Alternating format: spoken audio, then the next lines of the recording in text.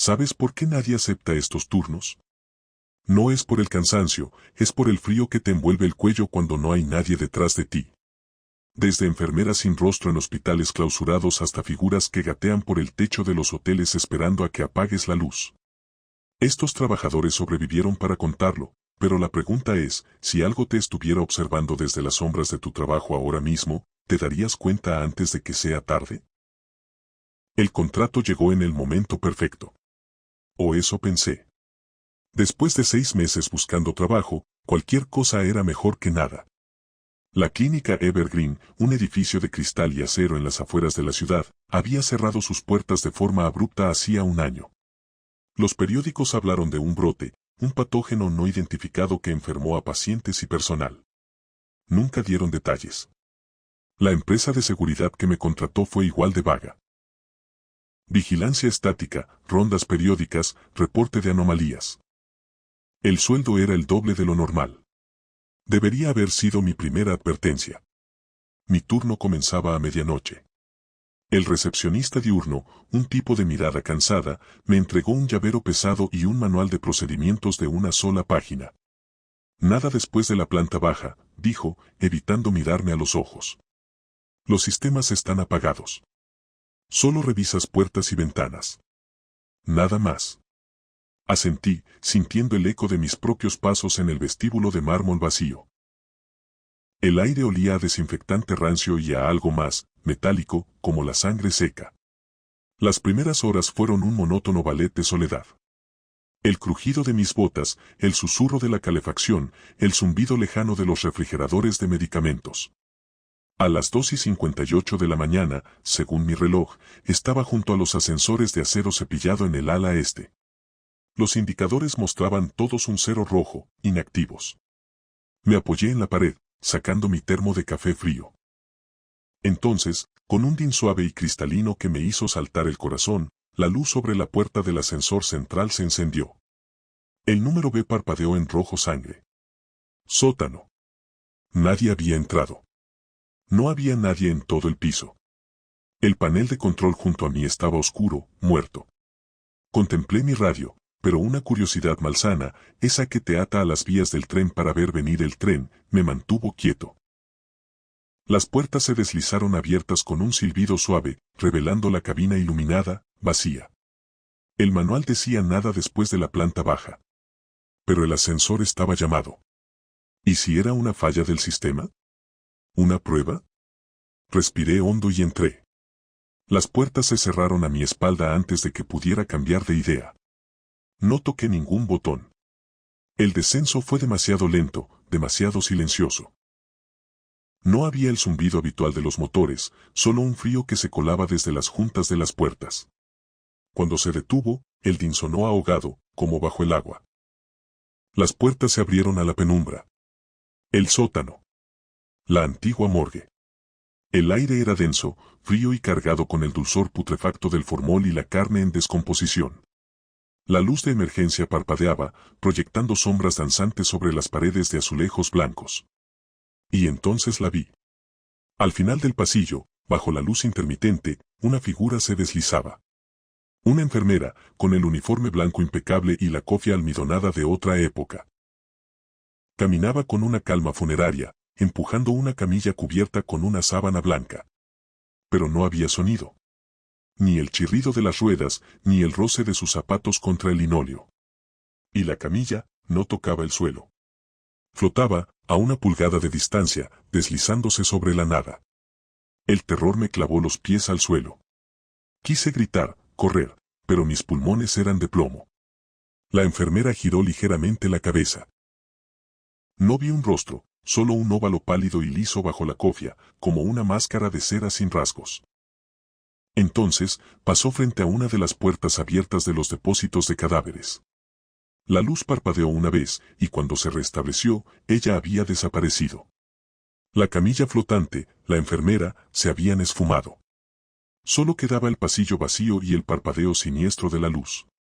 Un alivio agudo, casi doloroso, me invadió. Una alucinación. El cansancio, el estrés. Respiré entrecortadamente, dando un paso atrás hacia el ascensor, cuando el frío llegó. No fue el frío del aire acondicionado. Fue el frío del vacío interestelar, del sepulcro recién abierto. Se materializó a mi espalda, envolviéndome. Y entonces, las manos. Un par de manos, sólidas como el mármol y frías como el hielo seco, se cerraron alrededor de mi garganta desde atrás. No había cuerpo, solo esas manos, esa presión implacable. No podía respirar. No podía gritar.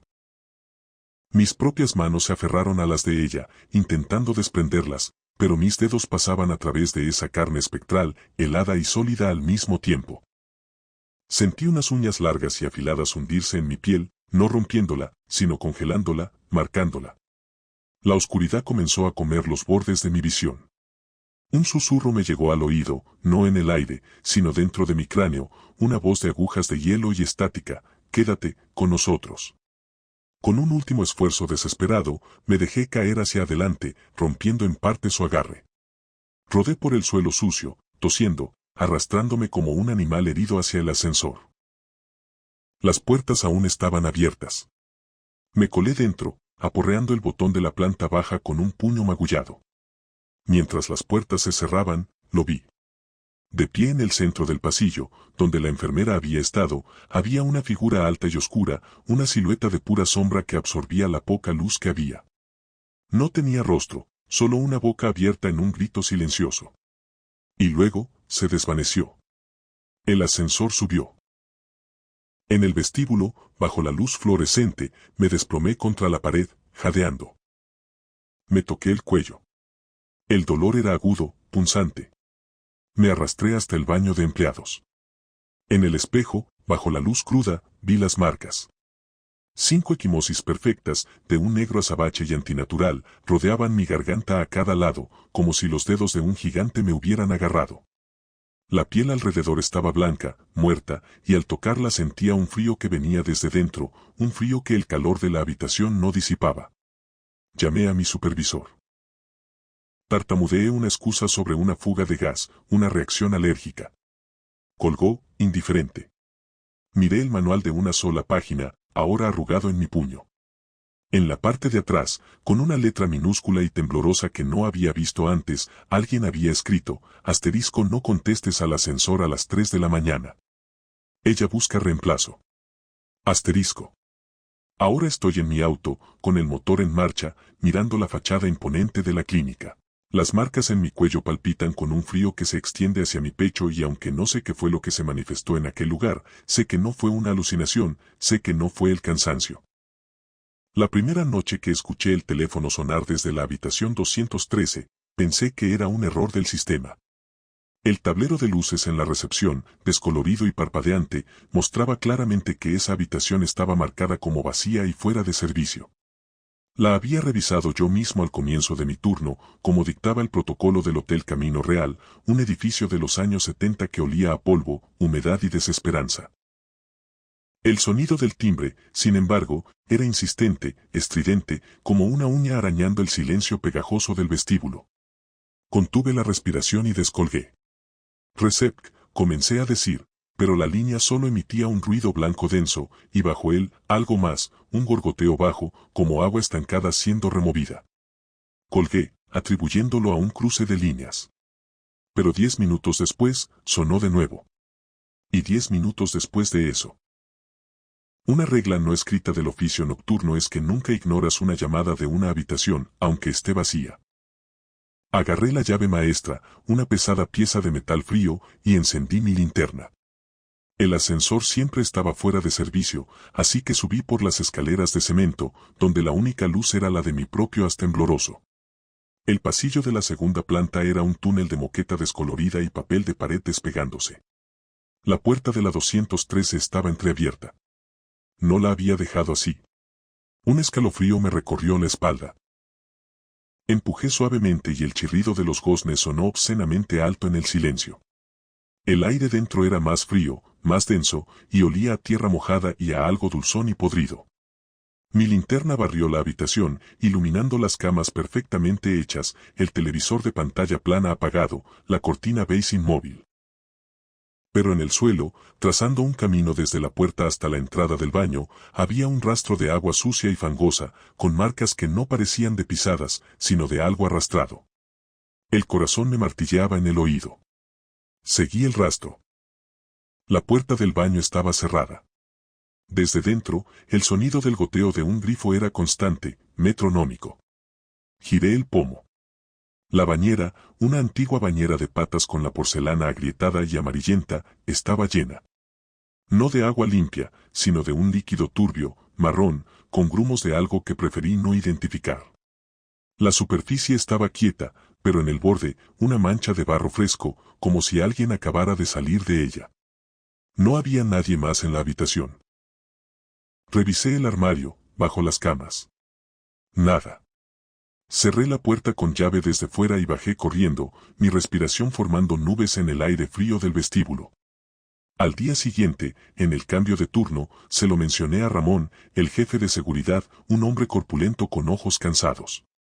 La 213 otra vez, dijo, evitando mi mirada mientras revisaba su teléfono. Debe ser una tubería rota. Ya mandaré a alguien. Pero nadie fue. Esa noche, la llamada llegó a la medianoche en punto. Esta vez, en la habitación, encontré las sábanas de una de las camas revueltas, húmedas y frías al tacto, y en la mesilla de noche, un vaso de agua medio lleno, con un sedimento oscuro en el fondo. El rastro de agua sucia llevaba, de nuevo, a la bañera, que ahora tenía el grifo del agua fría abierto a todo dar, derramando ese líquido turbio sobre el borde. Fui a ver al gerente, el señor Lozano, un hombre pulcro cuya oficina siempre olía a limón artificial. Señor Márquez, dijo con una sonrisa profesional que no llegaba a sus ojos, usted sabe que este es un hotel viejo. Tiene sus idiosincrasias. Los clientes a veces hacen desorden y no lo reportan. No se preocupe. Pero yo no había registrado a nadie en esa habitación en semanas. Les insistí a los de mantenimiento, a la señora de la limpieza matutina. Todos movían la cabeza, se encogían de hombros, cambiaban de tema con una prisa sospechosa. Era como si todos conocieran un secreto y hubieran acordado no hablarlo, especialmente con el conserje nocturno nuevo. La tercera noche fue la peor. No hubo llamada. Solo un presentimiento opresivo que me hizo subir por mi cuenta. La puerta estaba cerrada, pero al usar mi llave, el interior era un caos. La alfombra estaba arrancada en tiras, los cuadros torcidos, y en la pared, sobre la cabecera de la cama, alguien o algo. Había escrito con un dedo embarrado una palabra que se repetía una y otra vez, quédate. Y el olor, ese olor dulzón y podrido era ahora abrumador, impregnando mi ropa, mi piel. La bañera, esta vez, estaba vacía y seca, pero las paredes del baño chorreaban humedad negra. Ya no podía soportarlo. La evasión de todos, el miedo que se enroscaba en mis entrañas cada vez que subía esas escaleras, tenía que saber. A las 4 de la madrugada, cuando el hotel era una tumba, me escabullí hasta el cuarto de control de seguridad, una habitación llena de monitores de CRT que mostraban pasillos en blanco y negro. Ramón debía haber hecho su ronda y se había ido a descansar. Con manos temblorosas, rebobiné las grabaciones de las cámaras del pasillo de la segunda planta de las noches anteriores. Al principio, solo me veía a mí, un hombre asustado entrando y saliendo de la 213. Pero luego, en el borde superior del encuadre, noté un movimiento. Ajusté el contraste. Mi sangre se heló. No estaba en el pasillo. Estaba en el techo. Una figura pálida, desnuda, con miembros largos y articulados de manera antinatural, se movía pegada al yeso, como una araña enorme y grotesca. Su cabeza, una masa informe de pelo oscuro y húmedo, giraba lentamente, siguiendo cada uno de mis movimientos en la pantalla. La vi deslizarse por el techo justo detrás de mí cuando salía de la habitación, manteniendo siempre una distancia de unos pocos metros, siempre fuera de mi ángulo de visión, siempre pegada. Pero lo más terrorífico fue la grabación de esa misma noche, unas horas antes. La vi salir del marco de la puerta de la 213, su cuerpo contorsionándose para adherirse al techo del pasillo. Y luego, con un movimiento fluido y horrible, comenzó a avanzar. No hacia otra habitación, sino hacia las escaleras. Hacia la planta baja. Hacia la recepción. La cámara del vestíbulo me mostró a mí, sentado en mi silla, leyendo un periódico viejo, completamente ajeno a la silueta oscura y reptante que se extendía por el techo sobre mi cabeza, directamente encima de mí, inmóvil, observando. Un grito se ahogó en mi garganta. Apagué los monitores de un golpe. El sudor frío me empapaba la camisa. No era algo que solo estuviera en la habitación. Me estaba siguiendo. Me observaba cada noche. Esa sensación de frío a mis espaldas, ese peso en la nuca que atribuía al cansancio, era esa cosa. Siempre había estado allí. A la mañana siguiente, sin haber dormido, entregué mi renuncia al señor Lozano. Se puso pálido. Márquez, por favor, sea razonable. Es un trabajo estable. Le ofrezco un aumento del 30%. 35. Podemos olvidarnos del incidente de las cámaras. Sus ojos, ahora llenos de una auténtica urgencia, delataban su conocimiento. Ellos sabían. Sabían y querían a alguien allí, un cuerpo cálido en la recepción, quizás para distraerla, para que no se adentrara en el hotel. Yo era el cebo. Los miré a él y a Ramón, quien asomaba por la puerta con el ceño fruncido. El aumento no sirve de nada si no puedo dormir sin preguntarme qué hay en el techo de mi propia casa, dije, y mi voz sonó más firme de lo que me sentía. Guárdense su dinero. Recogí mis pocas cosas de la casilla de empleados y salí por la puerta principal a la luz cegadora de la mañana. No miré atrás hacia el edificio achaparrado y sombrío del Hotel Camino Real. Pero mientras caminaba hacia mi auto, una sensación familiar, una opresión gélida en la parte alta de mi espalda, me hizo detenerme en seco. Lentamente, muy lentamente, levanté la vista hacia el toldo de la entrada. No había nada. Solo el metal oxidado y las telarañas. Al menos, nada que pudiera ver a la luz del día. Pero el instinto, ese mismo que me había hecho revisar la habitación 213 la primera noche, me gritaba que el acuerdo tácito se había roto. Ya no era el conserje nocturno, el distracte en su territorio. Ahora era el que se iba, el que había visto demasiado. Y algunas cosas, una vez que te han fijado su atención, no entienden de renuncias. Al arrancar el motor, el primer pensamiento nítido y aterrador atravesó mi mente. Si podía seguirme por el hotel, ¿qué le impedía hacerlo más allá de sus puertas? El aumento de sueldo era irrelevante. Lo único que importaba ahora era la velocidad, la distancia y la esperanza, cada vez más débil, de que no hubiera nada pegado a la parte inferior de mi auto, esperando a que la noche cayera de nuevo para reanudar su vigilancia, esta vez desde el techo de mi propio dormitorio. La noche del 12 de octubre, Elena estaba sentada en el sofá de su apartamento, el vestido azul celeste que había elegido cuidadosamente para la cena especial arrugándose lentamente bajo su inquietud. Las velas sin encender y el suave aroma a lasaña proveniente de la cocina eran los únicos testigos de su decepción. Giuliano había prometido que sería un día especial, su aniversario de 3 años. Pero, como tantas veces antes, el trabajo se interpuso. Un quedarse hasta más tarde en el centro de distribución masivo donde él trabajaba como empleado de limpieza. A las 11:47 de la noche, su teléfono finalmente vibró. Amor, lo siento mucho, comenzó la voz de Giuliano, cargada de una fatiga que traspasaba la línea. El sonido de fondo era el eco cavernoso y metálico de un espacio vasto y vacío. Me pidieron que terminara la zona de estanterías altas. Hay un inventario mañana y, bueno, ya sabes. Salgo en media hora, te lo prometo. Elena suspiró, intentando ahogar la frustración. Está bien, Giuliano. Pero ya es muy tarde. Ten cuidado. Mientras hablaba, podía oír sus pasos resonando sobre el suelo de concreto, un sonido solitario que se alejaba y se acercaba. Sí, sí. Solo voy a, un momento. Los pasos se detuvieron. Durante unos segundos, solo se escuchó la respiración de Giuliano, un poco más acelerada. Qué raro, murmuró, más para sí mismo que para ella. ¿Qué pasa? Las luces se están apagando. Su voz bajó a un susurro. El sonido de sus pasos se reanudó, pero ahora era rápido, nervioso. No en toda la nave, solo, en secuencia. Como si alguien estuviera accionando los interruptores, pasillo por pasillo. Elena se incorporó, apretando el teléfono contra su oreja. El eco del vasto almacén se volvió más profundo, más amenazante. Podía escuchar el leve zumbido de los fluorescentes que iban extinguiéndose, uno tras otro, con un clic siniestro y final. El sonido se acercaba. Giuliano, corre. Ve hacia la salida principal, le urgió, su propio corazón comenzando a martillear contra sus costillas. Lo estoy intentando, jadeó. Sus pasos eran ahora una carrera desesperada.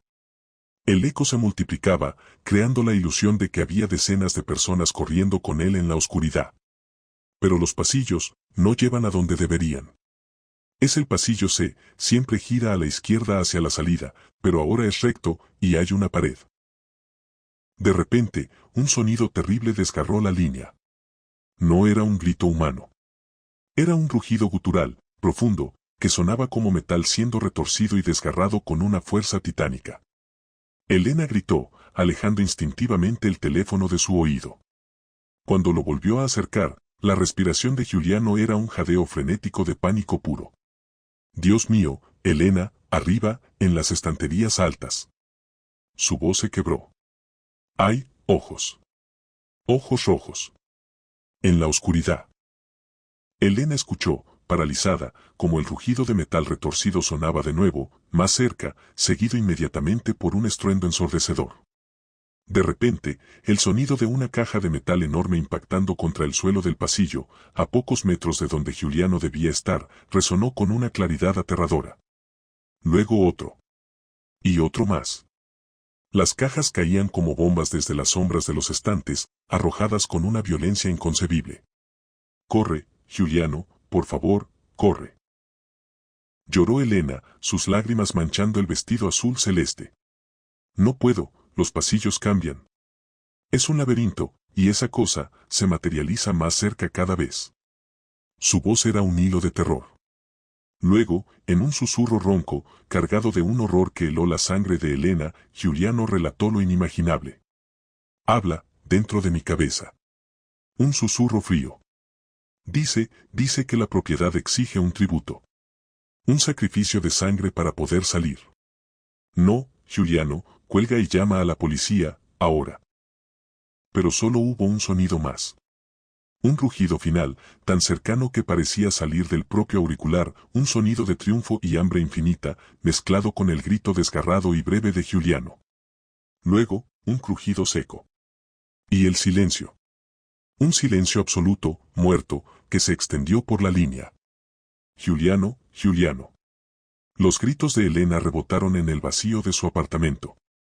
La línea no estaba cortada, era un silencio activo, opresivo, como si algo estuviera al otro lado, escuchando. Colgó con manos temblorosas y marcó el número de la empresa. Después de interminables tonos, una voz somnolienta de un guardia de seguridad contestó. No, señorita. El último turno salió a las 10. El sistema indica que todas las luces y alarmas están apagadas. No hay nadie dentro. Debe haberse equivocado. Intentó con la policía, pero sin una evidencia clara de un delito, solo podían anotar su denuncia. Pasó la noche en vela, mirando fijamente su teléfono, esperando un mensaje, una llamada, cualquier cosa. Al amanecer, ya con la policía a su lado, lograron que un supervisor abriera el centro de distribución. El aire dentro era frío y olía a polvo y aceite. La nave, iluminada ahora por la luz diurna que se filtraba por las claraboyas altas, era un coloso ordenado y silencioso. No había rastro de Giuliano. Su mochila, su chaqueta, su termo, todo había desaparecido. Pero en el pasillo C, cerca de las estanterías de 12 metros de altura, el orden se rompía. Varias cajas de acero, destinadas a contener piezas de maquinaria pesada, yacían esparcidas por el suelo de concreto. No estaban simplemente caídas de un estante, estaban arrojadas. Algunas estaban abolladas como latas, incrustadas en el suelo a varios metros de donde deberían estar, como si una fuerza bestial las hubiera lanzado desde lo alto. No había huellas, ni manchas, ni el más mínimo indicio de la presencia de Giuliano. Solo esas cajas, mudos testigos de una violencia que nadie más había visto o escuchado. La investigación policial fue breve. Sin cuerpo, sin pruebas de fuerza, sin testigos más allá de la novia alterada, archivaron el caso como una probable deserción voluntaria. Los hombres a veces huyen de sus vidas, señorita, le dijo el detective con una condescendencia que a Elena le provocó náuseas. Seguro que aparecerá. Pero Giuliano nunca apareció. Para el mundo, se había esfumado, un hombre más que decidió empezar de cero en otro lugar. Para Elena, la verdad vivía en cada noche de insomnio, en el eco de aquel rugido de metal retorcido que solo ella había escuchado. La verdad era que el laberinto de estanterías no había soltado a su presa. La propiedad había cobrado su sacrificio. La primera vez que escuché la interferencia, pensé que era una broma de mal gusto. Algo que uno de los técnicos había dejado programado para romper la monotonía de la madrugada en Radio Valle Verde. Un susurro largo, rasposo, que se coló entre los acordes de un bolero. Ajusté los auriculares, frunciendo el ceño ante el panel de luces verdes y rojas. Fuera, más allá del cristal blindado de la cabina, solo había oscuridad y el perfil dentado de los pinos contra el cielo nocturno. La torre de transmisión, un gigante de acero, se erguía como una sombra imponente a unos cientos de metros. La segunda vez no fue un susurro. Fue un grito. Un sonido desgarrado, de una agonía tan visceral que me hizo soltar el bolígrafo que sostenía. La música se cortó, reemplazada por un estático crepitante, y dentro de ese ruido blanco se oían más. Gritos entrecortados, sollozos, el sonido de uñas arañando tierra. Mi mano voló hacia el control, apagando el micrófono principal. El sudor frío empezó a perlarse en mi nuca. Esto es una interferencia de frecuencia abierta, algún barco pirata, algo, me repetí, pero la voz en mi cabeza sonaba débil, falsa. Entonces la vi. Primero fue un movimiento en el borde de mi visión, un destello pálido contra la negrura. Giré la cabeza lentamente, y el aire se heló en mis pulmones. Pegada al cristal de la cabina, con las palmas de las manos aplanadas contra la superficie, había una mujer. Llevaba un vestido de novia, o lo que quedaba de él. Tela rasgada y empapada de un rojo oscuro, casi negro, que goteaba sobre el alféizar de cemento. Su cabello, enmarañado y sucio, enmarcaba un rostro de una palidez cadavérica. Pero sus ojos eran pozos de una oscuridad absoluta, fijos en los míos. Con un pánico que me paralizó, miré el reflejo en el cristal. Vi mi propia cara, demacrada por el miedo, los auriculares torcidos. Vi las luces del estudio, los discos compactos en sus estantes. Pero no vi a ella. Donde su figura debería haberse duplicado en el vidrio, solo había la noche vacía y el vestíbulo desierto detrás de mí. No tenía reflejo. Un golpe. Seco, contundente. El cristal, grueso y resistente, emitió un crujido siniestro. Una telaraña de grietas finas se expandió desde el punto de impacto de su puño. Otro golpe. Las grietas se hicieron más largas, más profundas. El sonido era el de hueso contra algo que cede. Ella no abría la boca, pero yo podía oír su grito dentro de mi cráneo, un sonido de furia y dolor infinitos. El instinto de supervivencia rompió el hechizo del terror. Me abalancé hacia el micrófono, encendiéndolo con un dedo tembloroso. Mi voz, cuando salió, fue un chillido estridente. ¡Ayuda! Necesito ayuda en la cabina de transmisión. Hay alguien fuera, está intentando entrar. Llame a la policía, por favor. Presioné el botón para enviar la señal, mi corazón martillando contra las costillas. Por un segundo, hubo silencio. Luego, el monitor de salida cobró vida. Mi voz salió por los altavoces, pero no era la mía. Era una voz femenina, rota, empapada de estática y de una rabia antigua. La misma voz de los gritos en la interferencia. Enterrada, bajo los cimientos, asterisco. La oí claramente, saliendo de mis propios equipos, distorsionando las palabras que yo acababa de pronunciar. La mujer en la ventana inclinó la cabeza. Una sonrisa horrible, una mueca de triunfo amargo, se dibujó en sus labios lívidos. Ella fue enterrada bajo los cimientos de la torre. Cuando la construyeron, nadie escuchó sus golpes, nadie oyó sus gritos. La voz, mi voz transformada, resonó en la cabina, mezclándose con el sonido de otro golpe. Esta vez, el cristal cedió. No se hizo añicos, sino que se abrió como una flor de muerte, un agujero irregular del tamaño de un puño. El aire de la noche entró, cargado con el olor a tierra húmeda, a sangre vieja y a flores marchitas. Retrocedí, tropezando con la silla. No había a dónde correr. La cabina era una tumba de tecnología. La mujer no se molestó en pasar por el agujero. Simplemente, se desmaterializó.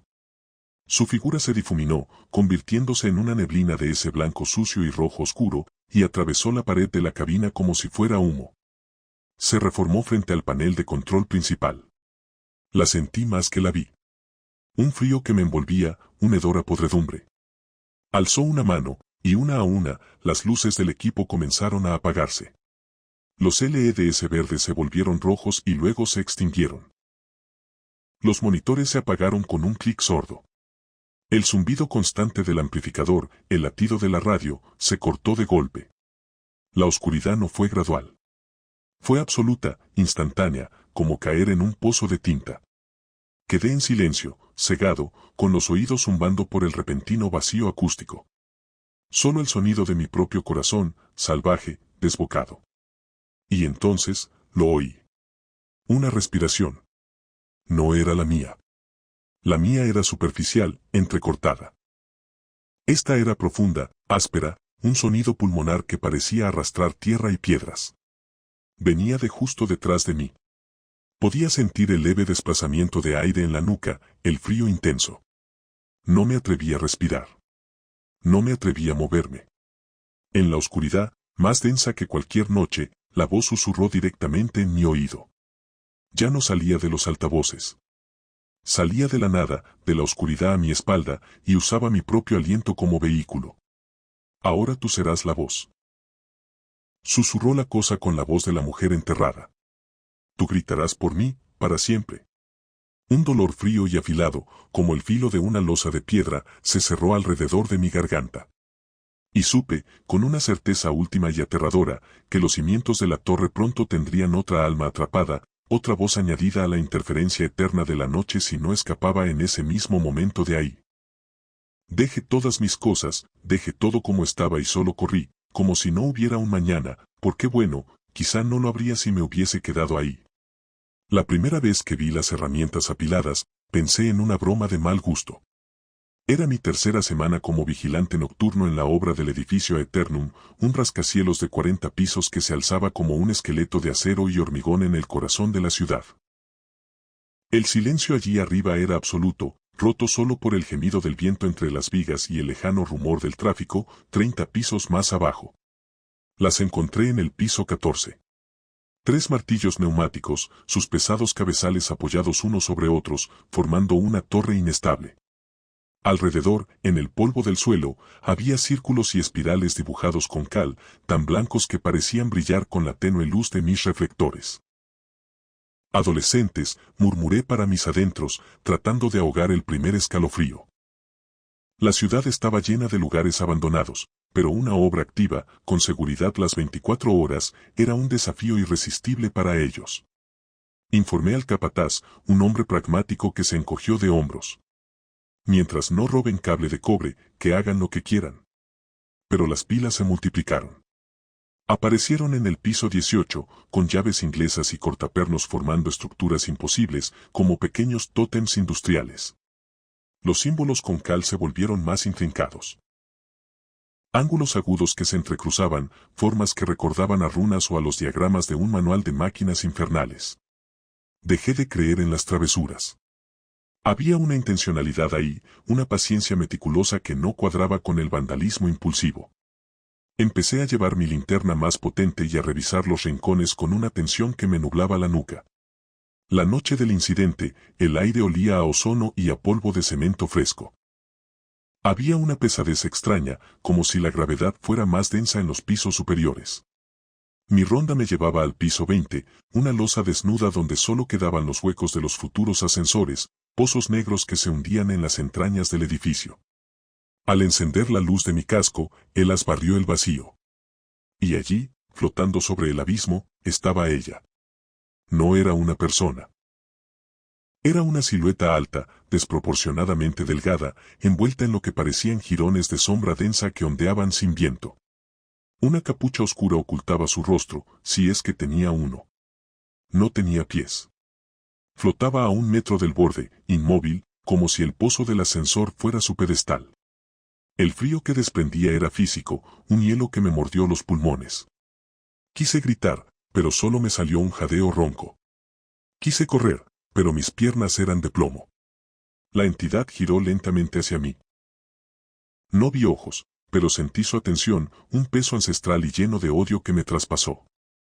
No dijo una palabra, pero en mi mente resonó un estruendo sordo, un eco de piedras quebrándose, de raíces desgarradas, de la tierra profanada.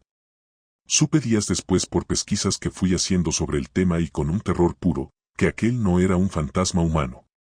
Era algo más viejo, un espíritu del lugar, de la roca y el lecho arcilloso sobre el que habíamos erigido nuestro arrogante monumento al cielo. Y estaba furioso.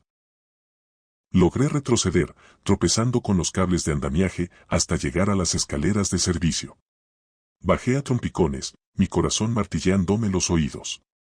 Informé lo sucedido, por supuesto. Me miraron con lástima.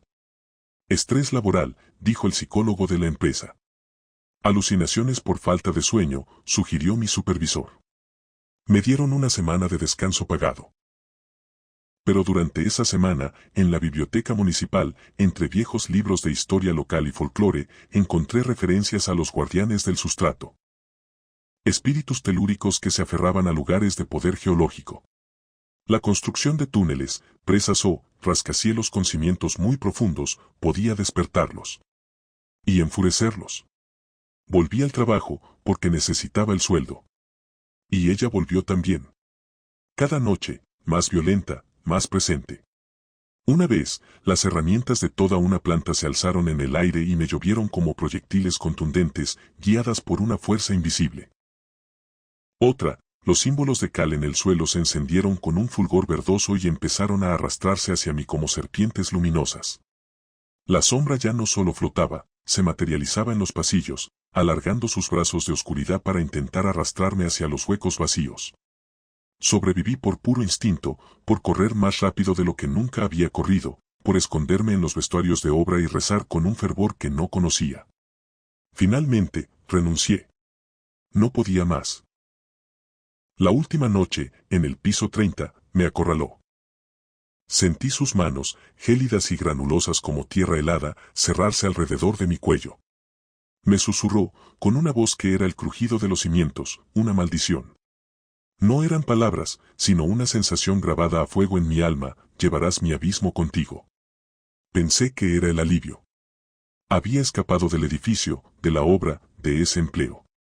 Me mudé a un pequeño apartamento en las afueras, en un primer piso, rodeado de tierra firme y jardines. Pero la maldición era real.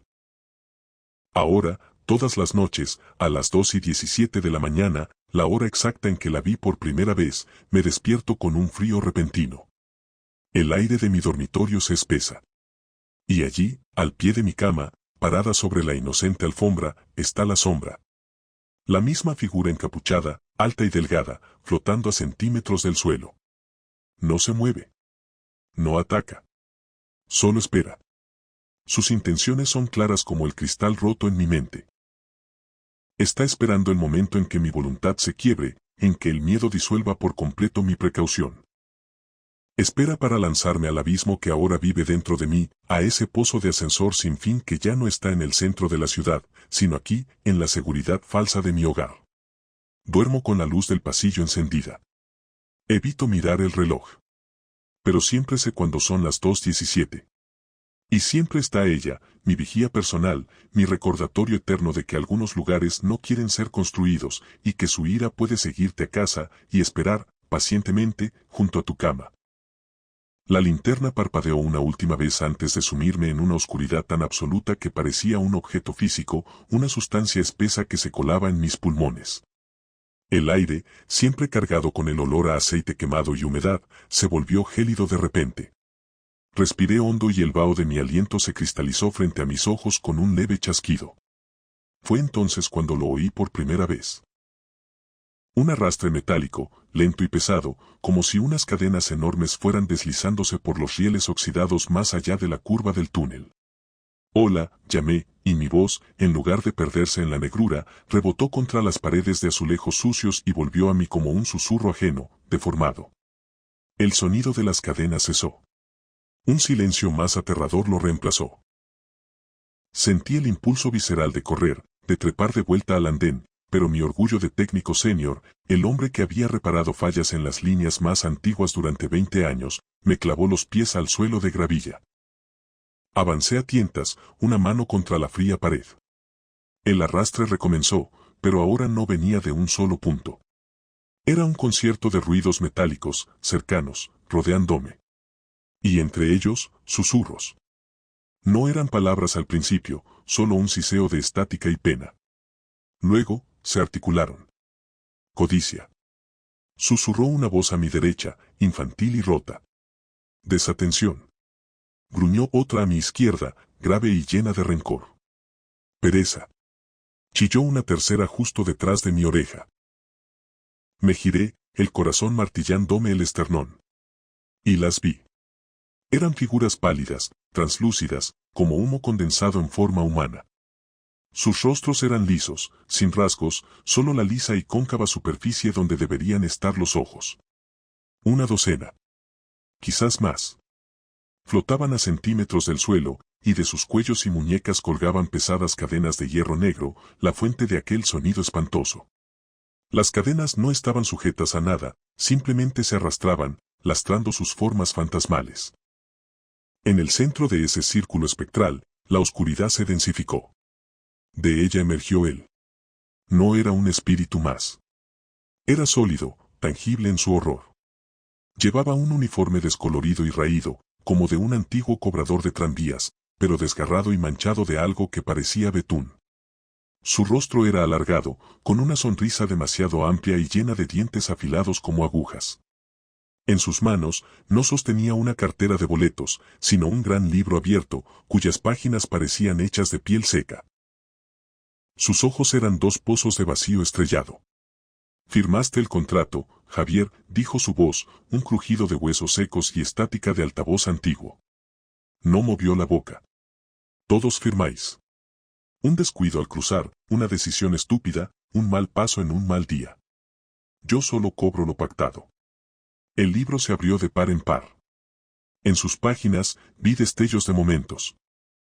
El hombre que se lanzó a las vías borracho en la línea 2, la mujer distraída con el teléfono en la curva de Chamberí, el niño que se escapó de la mano de su madre en Sol, y entre ellos, pequeños actos míos.